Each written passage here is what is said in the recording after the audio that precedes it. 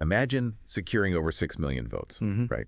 You take this fringe, basically obscure political party, turn it into a massive national powerhouse practically overnight, and then, well, barely 2 years later, you find yourself legally locked out of the very party you built. Yeah, it's pretty wild. It really is. Welcome to this Deep Dive. Today we are taking a stack of sources, but we're specifically focusing on this really comprehensive breakdown from the article, The Labour Party Lockout, Peter Obi, and the 2027 Race. And our mission here is to unpack this totally complex structural maze of Nigerian opposition politics as we head toward the 2027 elections. And it is a maze that is actively, reconfiguring itself as we speak, Yeah. driven largely by these super rigid electoral timelines and just fierce internal factional battles. Right, so let's set the scene for you listening, because timing is literally everything here. Today is Thursday, April 23rd, 2026. And breaking news today centers on Peter Obi. The man who undeniably reshaped the 2023 election cycle is now finding himself structurally barred from returning to the Labour Party. So we're going to examine the mechanics of this political chessboard. Exactly. And just to be clear up front, we are looking purely at the facts here. Yeah. The court rulings, the systemic maneuvers dictating how these electoral systems operate. Right. No taking sides. No, absolutely not. Whether it's the APC, PDP, LP, or ADC, we're just analyzing the strategies of the key players impartially. Impartially, exactly. So let's get into it.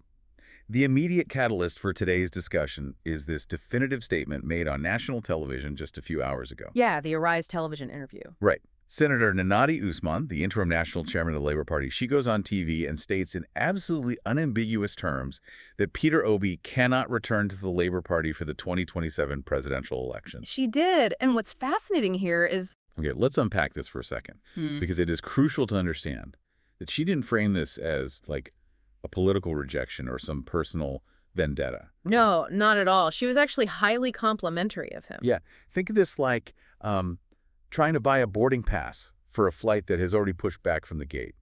The airline staff might like you. They might know you fly first class every single week, but the digital system physically will not allow them to print the ticket. That is a perfect analogy. The plane is literally in motion. Exactly. And the specific engine driving that reality, the system that has physically locked the door, is Section 84, subsection 1 of the Electoral Act 2022. Right. This isn't just some internal party guideline that a committee can wave away. This is national binding law. So how exactly does Section 84 operate to freeze out a candidate of that magnitude? Well, the Electoral Act mandates that if a political party wants to conduct a primary election, to nominate any candidates, they have to take a hard, verifiable snapshot of their membership. Like closing the books. Exactly. They must close their party membership register and submit it to the Independent National Electoral Commission, INEC, at least 21 days before those primaries actually happen. And the underlying logic there is just to prevent chaos, right? Yeah. I mean, it stops politicians from treating political parties like hotels they can just check in and out of at the last minute. Right. You can't just show up on primary day. Yeah, because INS requires a clean, finalized list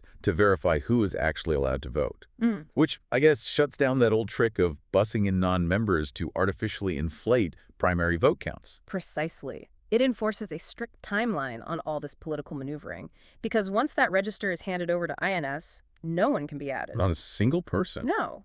Senator Usman even used the specific phrase, "No one can be admitted through the back door." And when you look at the calendar, you see exactly why the door has slammed shut. Let's hear the dates. So INEC's deadline for presidential candidate nominations is July 11th, 2026. The window for parties to hold their primaries to meet that deadline opens today, April 23rd, and runs until May 30th. Yeah.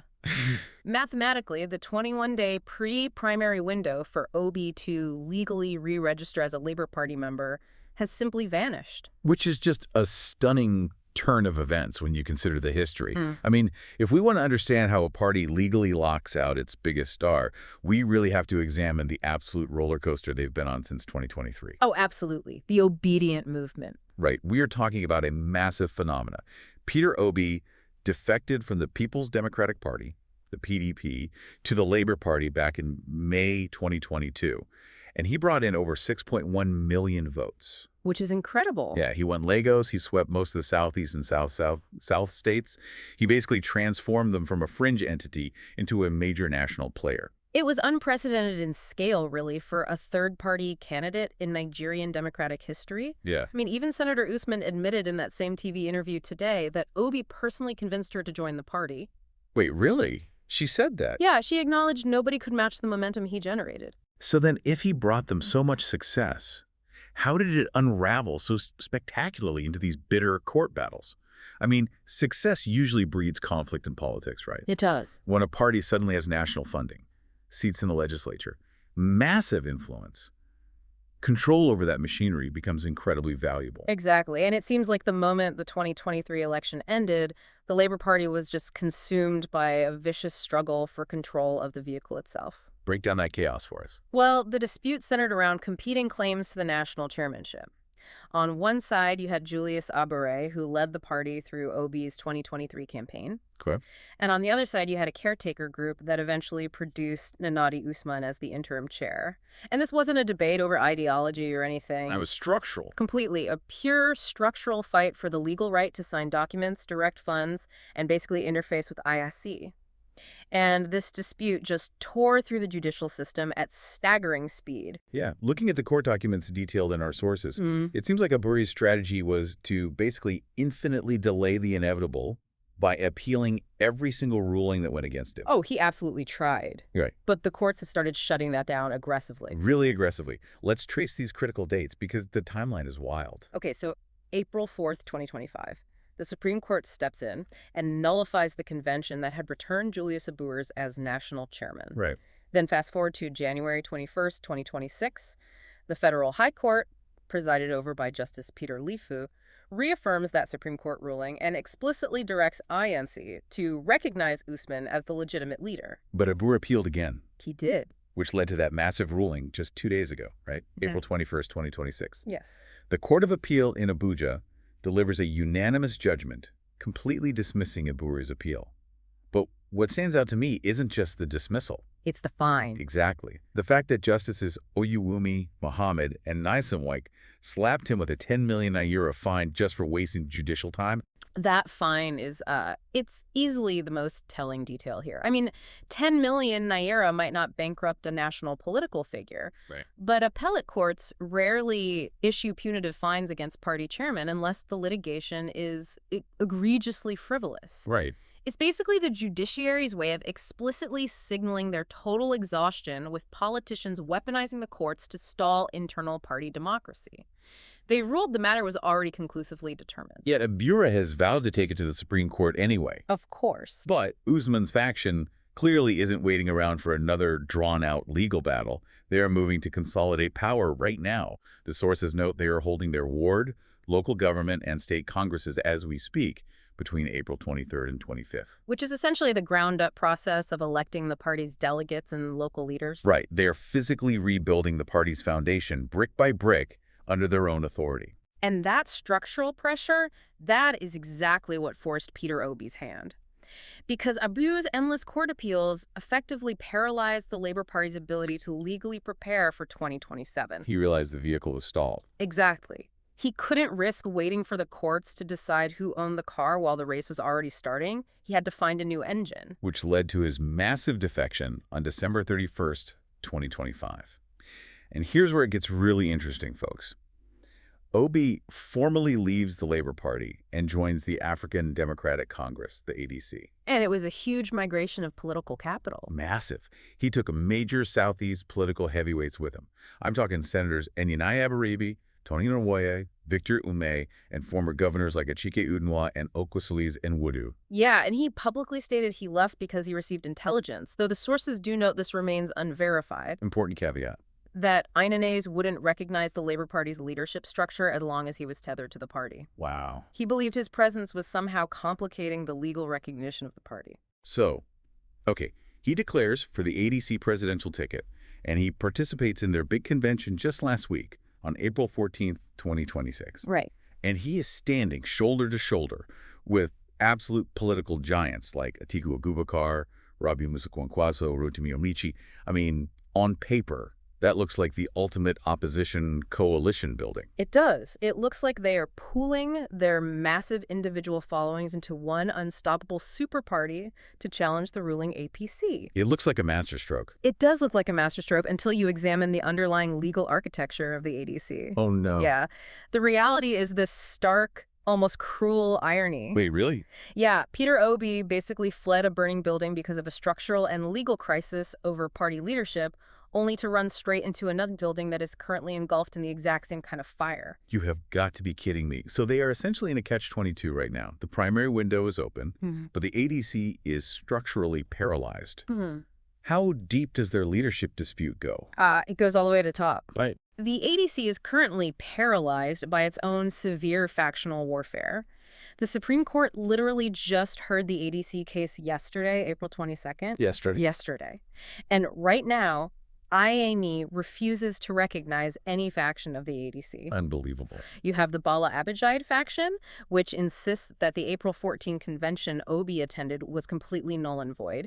And then you have the Kachiku faction, which has an entirely separate legal claim to the chairmanship. And because of Section 84 of the Electoral Act, which we discussed earlier, if INEC doesn't recognize a leadership structure, that party legally cannot submit a membership register. Exactly. So without a recognized register, they legally don't exist to INEC for the purpose of conducting a primary. They're totally, completely frozen. Yes.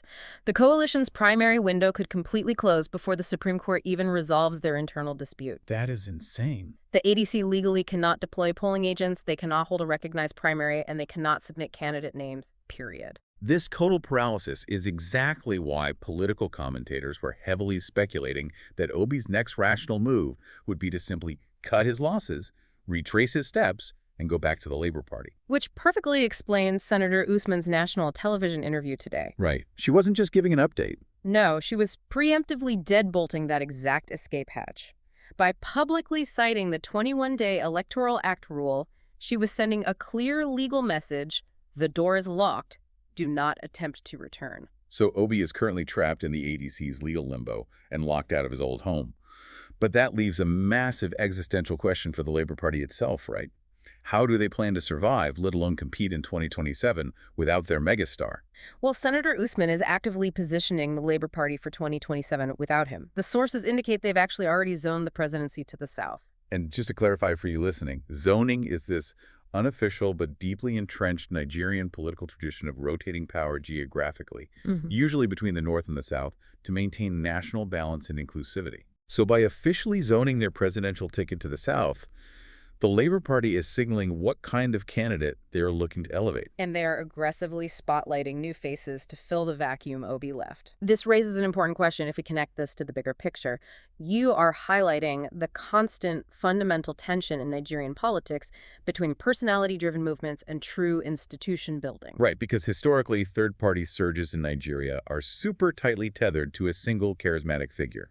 We saw it with the CPC built around Muhammadu Buhari before the APC merger. Exactly. And Senator Usman is making a highly calculated structural bet here. What's the bet? She is betting that the sheer momentum and massive voter mobilization from 2023 left behind a latent structure, like a foundation of actual politically engaged citizens that can outlast individual stardom. Okay.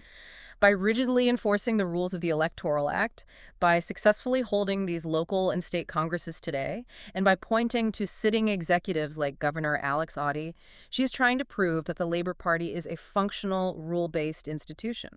It is a massive gamble, though, to try and transition from a personality movement to a mature political party. But I guess it is fundamentally the only way a party survives long-term in a democratic system. It really is. So, what does this all mean for you? You're listening to this, trying to track the overall health of the democratic process heading into 2027. Let's zoom out from the specific squabbles of the Labour Party and look at the opposition landscape as a whole. Let's do it. You have Peter Obi, Atiku Abubakar, and Rabiu Kwankwaso, arguably the three most potent opposition heavyweights of the 2023 cycle. And right now, they're all sitting in an African Democratic Congress that is structurally paralyzed at the Supreme Court and completely unrecognizable to INEC. Right. You have the Labour Party, which is busy rebuilding its foundational infrastructure, but has legally closed its doors to a return of its biggest vote getter. Right. And you have the PDP, the former dominant ruling party, which our source material bluntly describes as being in a state of structural decline. So when you look at the distribution of political capital, the picture is quite stark. It really is. When you take the most experienced and well-funded opposition figures and scatter them across platforms that are fundamentally structurally troubled, you severely fragment their collective power. And for a healthy democracy to function effectively, Yeah. you need a robust, credible opposition to challenge the ruling party, right? To force debates on policy, to hold the government accountable. If the opposition is spending all of its energy, time, and financial war chests fighting internal court battles over who gets to sign the registration paperwork for INC, they aren't spending that energy crafting policy alternatives or mobilizing voters across the country. And that fragmentation directly impacts the credibility of the opposition's challenge to the ruling APC in 2027. Because the voters are watching. The electorate definitely watches these structural failures. If an opposition coalition cannot organize their own internal party houses and resolve their leadership disputes without requiring Supreme Court intervention, it becomes incredibly difficult to convince everyday voters that they have the competence to organize and run the entire country. Which is a sobering reality, Jeff. Very sobering. All right, as we wrap up this deep dive, let's summarize the key takeaways we've pulled from our sources today. First, electoral law is unforgiving and mechanically precise. The strict timelines of the Electoral Act 2022, specifically that 21-day register closure rule, mean that political maneuvering has a hard legal expiration date. Senator Usman weaponized that legal reality to firmly lock the Labor Party door on Peter Obi. Right. And second, we see the bitter irony of Obi's situation. Yeah. He left the Labor Party specifically to escape legal chaos, only to land in an ADC coalition that is currently paralyzed by the exact same kind of internal factional warfare. Out of the frying pan, into the fire. Exactly. And finally, the broader state of the Nigerian opposition is highly fragmented, with massive amounts of political capital trapped in structurally unsound, legally frozen vehicles. It is a political landscape currently defined far more by closed doors, missed deadlines, and courtroom gabbles than by actual campaigning or policy debates. It really is. But before we let you go, we want to leave you with a final provocative thought to mull over, drawing directly from a brilliant hypothetical raised in our source material. Oh, this is a good one. We spent a lot of time talking about how Senator Usman's faction is actively conducting ward, local, and state congresses this week to consolidate the Labor Party's infrastructure. Right. But remember Julius Sabure, the ousted chairman who was just hit with that 10 million Naira fine by the Court of Appeal. Yeah, the one who is still vowing to take his final appeal to the Supreme Court. Exactly. So think about this for a second. What happens if the Supreme Court eventually hears that case, say, 6 months from now, and actually rules in Julius Sabure's favor? Oh, wow. What happens if the apex court decides he is the rightful leader of the Labor Party long after Senator Usman has already conducted all these congresses, signed all the documents, and submitted the final candidate registers to INA? It introduces an absolute legal nightmare. Does Nigerian electoral jurisprudence retroactively invalidate every single candidate nominated under a leadership structure that is later found to be improperly constituted? I mean, that would be unprecedented. If the Supreme Court eventually says Usman wasn't the legal chair today, does every single primary election she oversaw become completely null and void? If so, the dizzying chaos we are seeing today might just be the very tip of the iceberg. The boarding pass might be printed, the plane might even be in the air, but the courts could still demand the whole flight be grounded. Thank you so much for joining us on this deep dive. Keep your eyes on the legal dockets because this structural maze is far from solved.